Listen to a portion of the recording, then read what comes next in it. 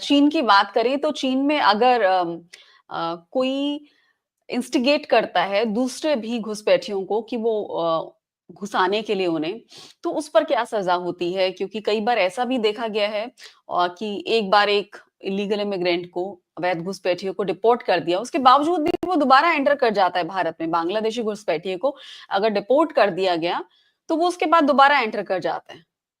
ऐसे भी कई बार मामले देखे गए हैं, अक्सर। हाँ, चीन में कुछ 15 दिन के सजा मिलता है। जी। और उनको बाद में डिपोर्ट करते हैं या सीधा ही डिपोर्ट करते हैं। हुँ, लेकिन जो जो खासकर जो इमिग्रेंट्स हैं वो सारे आधा फॉरेनर्स हैं, जिसमें नॉर्थ कोरिया या अफ्रीकन्स भी बहुत सारे हैं आजकल, स्पेशली साउथ चाइना में। बहुत सारे लोग आ चुके थे। और उनको चीन ने बहुत सारे लोगों को डिपोर्ट भी किया।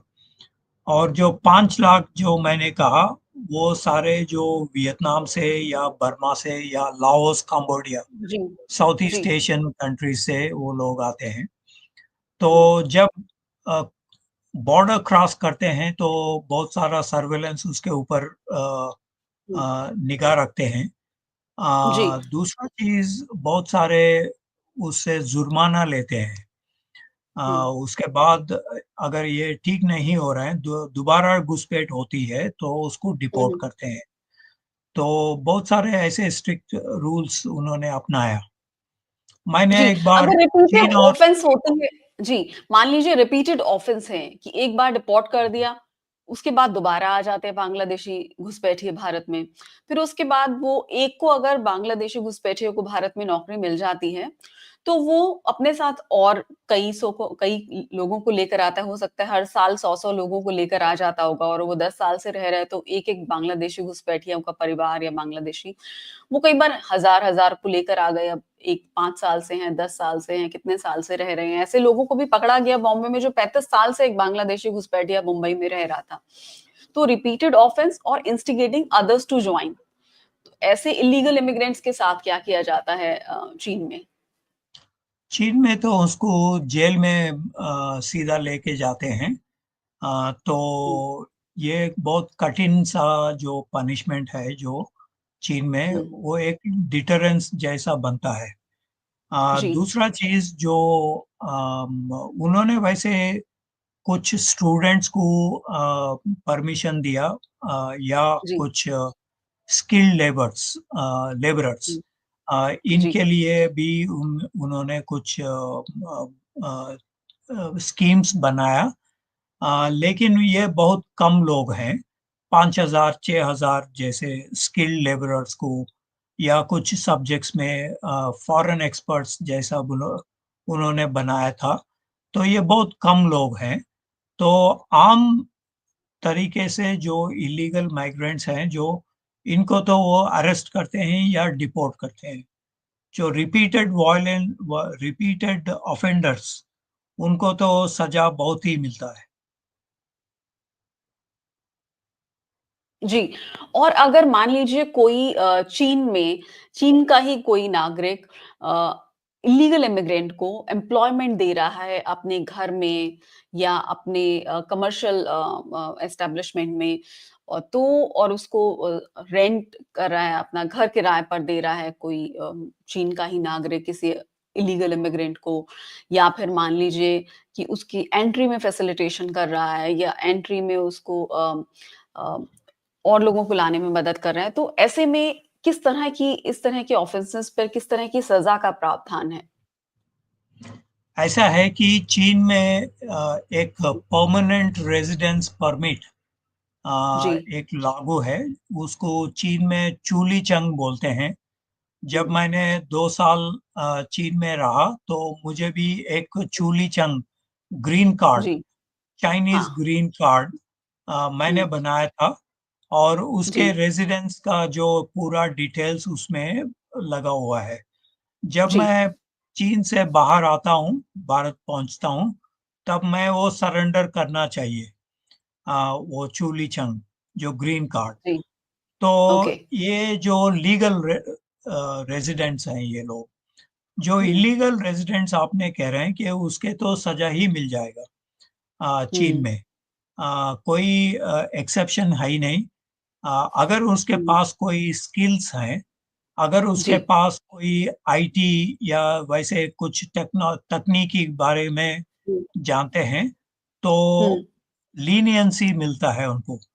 अगर कोई ओके, उसका सब्जेक्ट में कोई एक्सपर्टीज है, हुँ, देश का भला जो करता है, जो इकोनॉमी में, टेक्नोलॉजी में, हुँ, हुँ, जो भी चीज पे, तो उसको कम सजा मिलता है। तो दूसरा जो स्किल है ही नहीं, सिर्फ लेबरर हैं, तो उनको ज्यादा पनिशमेंट मिलते हैं उसको चीन में, और डिपोर्ट तो भी करते हैं। जी, तो क्या चीन में ऐसा होता है कि जब उनको सज़ा मिल रहा है, जब उनको कहीं डिटेंशन सेंटर जैसी जगह पर रखा जा रहा है या प्रिज़न में रखा जा रहा है, तो उनसे काम करवाया जाता है? हाँ, ये भी एक चीज है। अब आप हुँ, अच्छा कहा अभी, क्योंकि वहाँ पे एक हैरी वू एक किताब लिखा, हुँ, जी, हुंगता वू। हुँ, वो एक दूसरा देशों में, यूरोप में या कहीं पे जीते हैं। तो उन्होंने एक बार सिंचियांग गया और एक किताब लिखा उन्होंने, हैरी वू। हुँ, आप टाइप कर सकते हैं इसके बारे में। तो उन्होंने कहा है कि जो ये ऐसे जो पकड़ा हुआ है, पकड़ा गया है, उनको हार्ड लेबर देते हैं, अच्छा, बनाते हैं उससे। और कुछ ह्यूमन राइट्स के जो कमीशंस, उन्होंने ये भी कहा है कि उसका किडनीज भी लेते हैं, और या कोई उसका अपने शरीर में जो कुछ हुँ, बॉडीज भी, पार्ट्स भी उसने बेचते हैं दूसरे लोगों को, मेडिकल वैसे या जो भी है। तो एक स्मगलिंग वो भी करते हैं। तो इस वजह से लोग बहुत डरते हैं कि हम ऐसे इलीगल माइग्रेंट्स के नाते नहीं रहना है। आ, दूसरा चीज, जो जो मैंने अभी चूली चंग जो कहा, जो ग्रीन कार्ड जैसा, ये तो लीगल माइग्रेंट्स, लेकिन जो ज्यादा समय अगर रहते हैं, तो उनको भी वो अरेस्ट करते हैं या डिपोर्ट करते हैं या फाइन डालते हैं। 1 लाख रेनमिनबी, कम से कम 10 लाख रुपए की कीमत अ, उन्होंने ऐसे इन लोगों को पकड़ के जुर्माना करते हैं। तो ये भी एक चीज है जो चीन में एक खतरनाक। अम, पिछले 2 साल पहले चीन ने एक 5 स्टार कार्ड लागू किया, जिसमें बहुत सारा रिक्वायरमेंट्स हैं कि उनका टेक्नोलॉजी कुछ पढ़ा होगा, या कोई स्किल अच्छा जी, होगा उसके लिए। तो इस चीजों में उनको कुछ एक्सेप्शंस बनाया था। हुँ, और हाइनान प्रोविंस, हाइनान एक द्वीप है जी, साउथ चाइना में। हाइनान फ्री ट्रेड जोन बनाया था, हुँ, जिसमें इमिग्रेशन प्रेफरेंशियल पॉलिसीज उन्होंने बनाया था। लेकिन ये उनका जो गृह मंत्रालय, वो कहते हैं कि मिनिस्ट्री ऑफ पब्लिक सिक्योरिटी और ओके, अपना नेशनल इमिग्रेशन एडमिनिस्ट्रेशन, तो ये बहुत स्ट्रिक्ट है। तो ये फ्री ट्रेड जोन में कुछ इमिग्रेंट्स को उन्होंने रेजिडेंशियल परमिट वगैरह दिया है, लेकिन हुँ, उतना तेज से ये चल नहीं पा रहा। और जो ये भी कहते हैं कि फॉरेनर्स अगर कुछ पैसे लेके आते हैं, तो उसको भी हुँ, प्रेफरेंशियल ट्रीटमेंट देते हैं। जैसे कि कनाडा में, यूएस में या पोर्चुगल में, अभी आप अगर $5 लाख का कोई डिपॉजिट करते हैं या रियल हुँ। एस्टेट में खरीदते हैं, तो उन लोगों को प्रेफरेंशियल ट्रीटमेंट देते हैं वो। जी, तो वो ये तो लीगल हो गया। हाँ, हाँ, वो तो हाँ। लीगल है।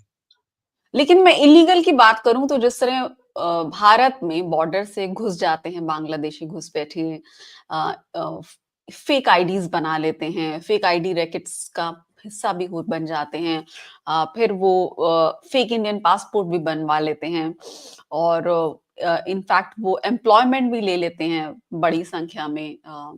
और तो मान लीजिए जो चाइना है, वहाँ पर इलीगल इमिग्रेंट के एम्प्लॉयर को what is the fine, what is the punishment or fine is imposed on the employer of the illegal immigrant in China? अगर आपके पास कोई परमानेंट रेज़िडेंट आईडी कार्ड नहीं है, फॉरेन Okay. परमानेंट रेज़िडेंट, तो आपको Hmm. Jail में डालते हैं वो Hmm. चीन में। तो बहुत कठिन सा है। Hmm. जो इलीगल एम्प्लॉयमेंट जो दिया है, उनको भी पनिशमेंट होता है। और जो एक्चुअल इलीगल माइग्रेंट जो है, उसको भी अ, जेल में डालते हैं। तो मैंने अभी एक कहा कि 13 डिजिट्स का एक नंबर हर एक जी। Hmm. सिटीजन को होते हैं चीन में। Hmm. जैसे कि हमारा यूआईडी, यूनिक आइडेंटिफिकेशन कार्ड। जी। लेकिन इनका जो 13 डिजिट का, इसमें सारा Hmm. उनका कुंडली निकलता है। जी। अ, इसका मतलब जो क्राइम जो उन्होंने बनाया, या जो इलीगल काम क्या है उसका सारा, तो बहुत मुश्किल है। भारत में तो बहुत आसान है कि आप एक आधार कार्ड बनाओ या पासपोर्ट जो आपने कहा, वो बना सकते हाँ। हैं दूसरे लोगों को। चीन में जी। बहुत मुश्किल है। चीन में अपने हुँ। लोगों को ही मुश्किल है जो पासपोर्ट बनाना। तो इलीगल माइग्रेंट्स को बहुत ही कम है। हुँ। तो आप सोच लीजिए कि ये इम्पॉसिबल है। जी, तो काफ़ी मतलब अगर चाइना की हम बात करें तो जिस तरह बांग्लादेशी जो है वो भारत में घुस जाते हैं अवैध तरीकों से, अगर वो कोशिश भी करें चाइना में जाने की तो उनके साथ क्या होगा? उसका तो जेल में डालते हैं। पहले वो आधार कार्ड जैसा जो आइडेंटिटी कार्ड हुँ, बना नहीं हुँ, पाएंगे, क्योंकि वहां हुँ। पे कोई प्राइवेट ऐसे एक्टर्स कोई है ही नहीं।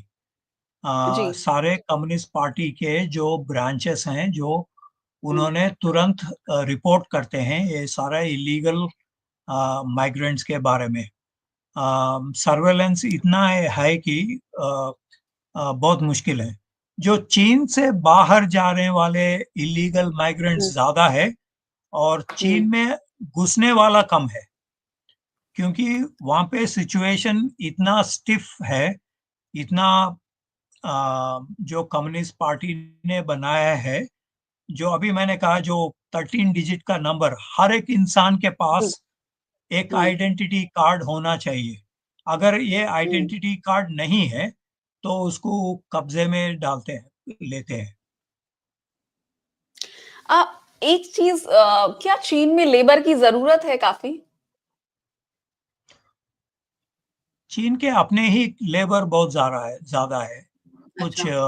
80 करोड़ का अपने लेबर है। और दूसरा चीज़, देशों से जो लेबर आते हैं वो उतना प्रोडक्टिव है नहीं। चीन का हुँ, हर एक मजदूर के एक पार्टी कमिटी होती है।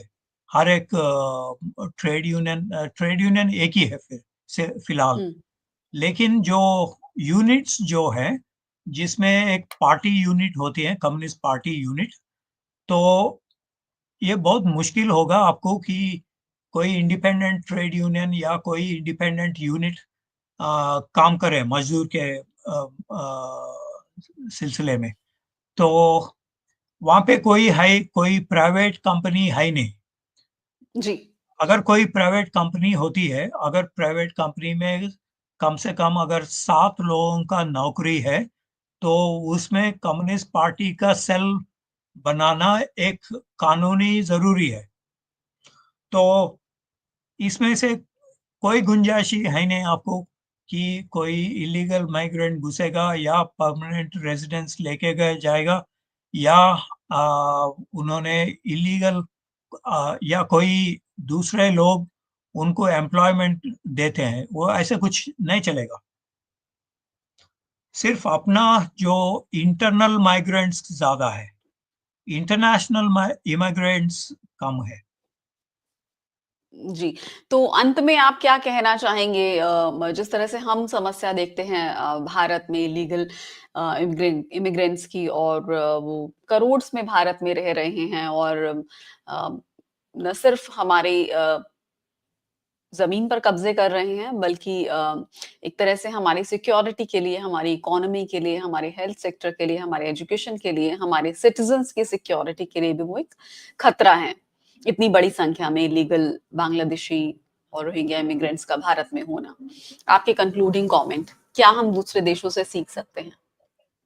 चीन से हम ये सीख सकते हैं कि उनका जो सर्वेलेंस बहुत पकड़बंदी का है, और ये उन्होंने सीसीटीवी या क्यूआर कोड या लोकल लोकेलिटीज में बहुत सारे जो सैनिकों या उसके पास एक पाउचिया सिस्टम है, जिसमें जैसे कि हमारे रेजिडेंट वेलफेयर एसोसिएशंस, जी। उन्होंने जासूसी करते हैं कि कोई आपके इलाके में कोई फॉरेनर या हुँ, नॉन रेजिडेंट घुस गया है या नहीं। तो ये हुँ, चिंग डायनास्टी के एक तरीका है पाउचिया सिस्टम। तो हर एक नागरिक जो भी अंदर आते हैं उस इलाके में बाहर से, उनका जांच होता है, सर्वेलेंस होता है, उनका पूरा, अभी तो पूरा सीसीटीवी का कैमरा लगा हुआ है, तो उनका जो पूरा फोटोग्राफ्स भी वो लेते हैं, और फेशियल रिकग्निशन से उनको पकड़ जाते हैं, पकड़ लेते हैं उसको। जी। तो चीन का सिस्टम जो है वो वेरी अप्रेसिव है। भारत शायद वो सीख नहीं पाएंगे, क्योंकि कैपिटल इंटेंसिव है और टेक्नोलॉजी इंटेंसिव है ये। तो हम हुँ, मुश्किल है हमारे लिए। लेकिन जी, हम रेजिडेंट वेलफेयर एसोसिएशंस को ये काम दे सकते हैं कि आपके इलाके में कोई बाहर से कोई आया, या कोई जो दूसरा देशों से आकर कुछ काम कर रहे हैं, उसके ऊपर रिपोर्ट डालने के लिए रेजिडेंट वेलफेयर एसोसिएशंस के मदद हम ले सकते हैं। दूसरा, हम सीसीटीवी भी लगा सकते हैं। जी। इफ नॉट 700 मिलियन, हम हुँ, हम भी कोशिश कर सकते हैं कि कुछ सर्वेलेंस ऐसे जगह पे, मैंने कुछ जगह दिल्ली में देखा कि ट्रैफिक जगह पे रोहिंग्या रेफ्यूजीज का वहाँ पे बसे हुए थे। तो जी। हम ये टैकल कर सकते हैं चीन से कुछ सीख कर। एक तो लोकल रेजिडेंट वेलफेयर एसोसिएशंस को बहुत सारा डिसेंट्रलाइज्ड जिम्मेदारी अगर दे दें, तो नागरिक के लिए बहुत फायदा है।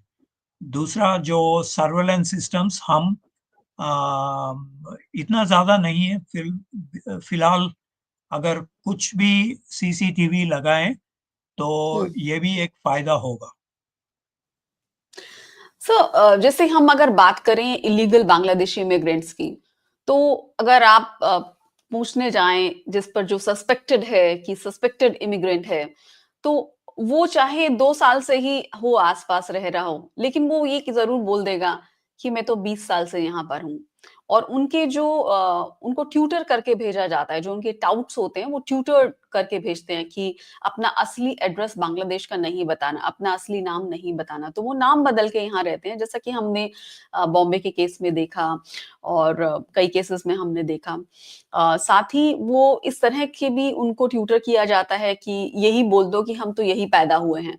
तो आप किसी भी सस्पेक्टेड से पूछेंगे, तो वो यही बोलेगा कि हम तो यहीं पैदा हुए हैं। आया चाहे 2 साल पहले होगा, बोलेगा 20 साल से हम तो यह रह रहे हैं, ताकि शक से बचने के लिए बहुत सारे हथकंडे अपनाते हैं और ऑफेंस जिस तरह कहा जाता है इज़ द बेस्ट डिफेंस, वो इस तरह की उनकी भाषा होगी कि वो आपसे बदतमीज़ी करने लगेंगे अगर आप किसी भी तरह के इस तरह के सवाल पूछेंगे। तो ये ट्यूटर्ड रहते हैं इल्लीगल इमिग्रेंट्स जो ख़ास तौर पे बांग्लादेश से आ रहे हैं या रोहिंग्याज़ हैं। तो इनकी और बहुत सारे हम देखते हैं कि ऐसे इलाके भी हैं जहाँ इनके रिलीजियस स्ट्रक्चर भी बन जाते हैं। तो ज़ाहिर तौर पर उनकी वीकली ब्रीफिंग भी रहती होगी वहाँ से, हुँ। कि सरकार मुझे क्या लग कर रहा है रही है, कि आपको कैसे बचना है। मुझे लग रहा है कि हम जो लॉ एंड ऑर्डर के जो इंस्टीट्यूशंस हैं उसको मजबूत करना है। दूसरा जी। चीज़ हमारा कैपेसिटी बिल्डअप ऐसे चीज़ को टैकल करने में हुँ। हमारा कैपेसिटी बिल्डअप बढ़ाना है। जो तकनीकी के बारे में या लोकल गवर्नमेंट एजेंसीज है या इंटेलिजेंस कलेक्शन के सेंटर्स हैं या आधार कार्ड जो बनाते हैं उनके ऊपर भी निगाह लगाने से शायद इसको कम कर सकते हैं हम। एक अवेयरनेस कैंपेन भी नॉन गवर्नमेंटल ऑर्गेनाइजेशंस या जो भी मीडिया के तरफ से हम इसको हाईलाइट करना चाहिए और ये सारे इसमें से कुछ हल निकलेगा। वैसे मामला बहुत जटिल है क्योंकि लोग कहते हैं कि कुछ 2 करोड़ बांग्लादेशी इमिग्रेंट्स हैं भारत में। तो ये वो करीब 1 जटिल। दशक पहले 10 साल पहले 2016 की हम बात कर रहे हैं, तो कि वहाँ पर भी ये एक एस्टिमेट था, लेकिन अभी हाँ, कहा जा रहा है कई गुना उससे ज़्यादा हैं। शायद वो हो सकता है। तो हम हुँ। हमारे जो लोकल एजेंसीज को मजबूत करना चाहिए और सिविल सोसाइटी भी इसके मदद देना चाहिए कि रेजिडेंट वेलफेयर एसोसिएशंस या मोहल्ले में जो पंचायत के या जो तहसील में जो एडमिनिस्ट्रेटिव यूनिट्स हैं उसको मजबूत करना है और उसके ऊपर जिम्मेदार भी देना है कि ये खतरनाक चीज़ है क्योंकि इलीगल माइग्रेंट्स में बहुत सारे टेररिस्ट भी हो सकते हैं। जी, जी। तो कभी-कभी जैसे कि मुंबई अटैक्स में हुँ, रिपोर्ट्स उन्होंने बताया कि बांग्लादेश से मोबाइल फ़ोन नंबर्स इसमें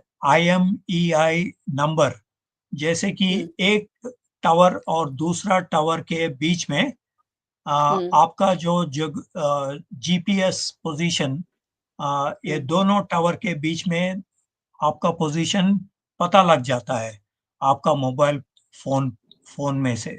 लेकिन बांग्लादेश से जो कुछ घुसपैठ किया है जिसके पास उनका मोबाइल फ़ोन में आईएमईआई नंबर है ही नहीं, तो आप उनको पता भी पकड़े भी नहीं सकते हैं उसको।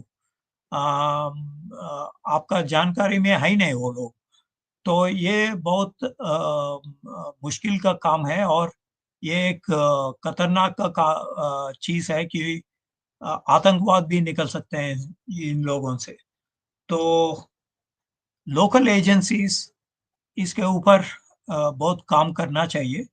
एनजीओज़ भी काम करना चाहिए और इसके एक हल निकालना चाहिए। सर ज़्यादातर ये पैटर्न देखा जाता है कि अगर एक बांग्लादेशी अवैध बांग्लादेशी जो होता है, इल्लीगल बांग्लादेशी इन्फिल्ट्रेटर और इमिग्रेंट होता है, अगर उसको एक को नौकरी मिलती है, तो वो अपने साथ कई 100 को और ले आता है। तो फिर वो मल्टीप्लाई होता चला जाता है। अब यहाँ पर एम्प्लॉयमेंट जब मिलता है, घरों में काम करने का या गाड़ी साफ करने का या और कई तरीके का जो कूड़ा उठाते हैं, तो वो फिर आप देखते हैं कि आस-पास शैंटीज़, झुग्गी, बस्ती मल्टीप्लाई होती चली जाती हैं। आपको पता ही नहीं चलता कि कब लोग खुद को जो वेस्ट बंगाल का बता रहे हैं, वो बांग्लादेशी तो नहीं है। हाँ, ये चीज़ बहुत खतरनाक है। क्योंकि अगर 2016 में 2 करोड़ लोग आए और अभी 2 गुना 3 गुना अगर ज़्यादा है, तो ये एक जटिल विषय है और खतरनाक भी है। तो होम मिनिस्ट्री इसके बारे में अ, देखना चाहिए कि कैसे उसको हल निकालें। दूसरा चीज़ ये है कि बहुत सारे लोग वैसे इनोसेंट होगा, बहुत सारे लोग क्योंकि बांग्लादेश में या दूसरा जगहों में अ, अपना जो आर्थिक विषय ठीक नहीं है, तो इसी वजह से वो माइग्रेशन के माइग्रेट करना चाहते हैं। एक ऑस्मोसिस जैसा फिनोमिना है ये। High income relatively high income जगह पर जाते हैं और मेड बन जाते हैं या दूसरा जो छुटपुट काम करते हैं। बट इसकी वजह से तो कई तरह की समस्याएं पैदा हो रही हैं, जैसे कि आप हाँ, देख लीजिए यमुना फ्लड प्लेन एनक्रोचमेंट है, या आप देख हाँ, लीजिए जो दिल्ली के कई इलाके हैं वहाँ ऑर्गेनाइज्ड कॉलोनी के आसपास ये शिकायत आती है कि इलीगल कॉलोनी से डंप जा रहा है सीवेज में। या हुँ, फिर अगर वो सर्दियों के समय कुछ ऐसा बायोमास जलाते हैं जो कि इलाके में प्रदूषण करता है, तो पानी के टैंकर्स हैं वो झुग्गी बस्तियों में जा रहे हैं। तो रिसोर्सेज का तो वो इस्तेमाल कर रहे हैं जो कि भारत के सिटीजन्स के लिए हैं। अ, और कहीं न कहीं ऐसा लगता है कि जो लोग इल्लीगल इमिग्रेंट्स को एम्प्लॉयमेंट दे रहे हैं, वो इनएडवर्टेंटली इल्लीगल इमिग्रेशन को एनकरेज कर रहे हैं। हुँ। सही कह रहे हैं आप। इसके ऊपर कॉम्प्रिहेंसिव स्टडीज़ होना चाहिए और भारत सरकार भी बहुत सारे जो एनजीओज़ के लिए मदद करना चाहिए और एक प्रोजेक्ट जैसा बनाकर लोकल एजेंसीज़ भी इसमें शामिल होना चाहिए। अम, इसके बारे में सीरियसली अ, हल ढूँढना चाहिए क्योंकि एक demographic problem socio economic issues पर बहुत सारे इम्पैक्ट आने वाले दिनों में उसका बहुत ज़्यादा है। तो एक स्ट्रक्चरल प्रॉब्लम जैसा हम सोचना चाहिए और इसके एक सॉल्यूशन भी निकालना चाहिए। जी, बहुत-बहुत शुक्रिया प्रोफ़ेसर श्रीकांत कौंटेपल्ली हमसे जुड़ने के लिए और इतने महत्वपूर्ण विषय पर हमसे बातचीत करने के लिए, चर्चा करने के लिए आपका बहुत-बहुत शुक्रिया। धन्यवाद। धन्यवाद।